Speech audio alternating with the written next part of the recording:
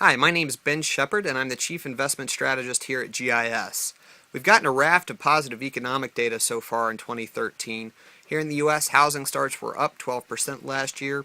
Sales of both new and existing homes are continuing to pick up. The employment situation is continuing to improve, even as government at all levels are laying off. But the private sector is really stepping in and picking up a lot of that slack as consumer sentiment and spending are picking up and driving a gradual improvement in the U.S. economic situation. In South America, the consumer is turning in a similarly positive performance. Spending is up across most of the region.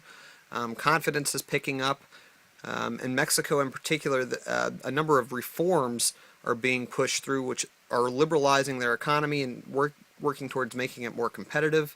In China, we're seeing improving data. Industrial manufacturing is up.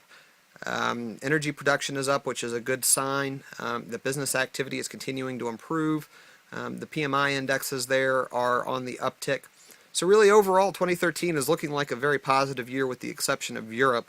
And frankly, I feel like it's going to be a couple more years yet before we get a really definitive solution to those problems. So some key themes that I'm watching in 2013 are really, one is consumer spending. Companies like ShopRite, our South African chain of supermarkets and furniture stores and liquor stores, are going to continue to see improving sales as the improving global economy continues to drive improved commodity demand. And that's going to be a major positive for them. I look for healthcare to continue to be a sector to watch in 2013, especially Mindray Medical in China. The ticker on that is MR. Demand for Western-style healthcare is continuing to grow along with incomes and standards of living. And China has also been working on developing a healthcare safety net similar to Medicare here in the U.S. So it's been working on building more hospitals, more clinics, it's training more doctors. But the big problem there is they're using outdated equipment. Some of it's really Soviet-era stuff from the 70s. So there's going to be a continued spending surge there. And Mindray specializes in making low-cost, multifunctional equipment. So it's really well placed to continue to meet China's needs. I also look for the commodities sector to continue to pick up, particularly energy. My favorite company there is Tullow Oil.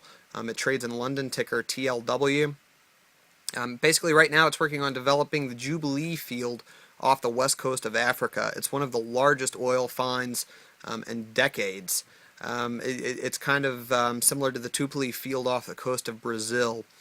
Right now they're looking at 1.8 billion barrels of reserves there. So it'll be a huge asset in terms of meeting growing global energy demand in the years going forward.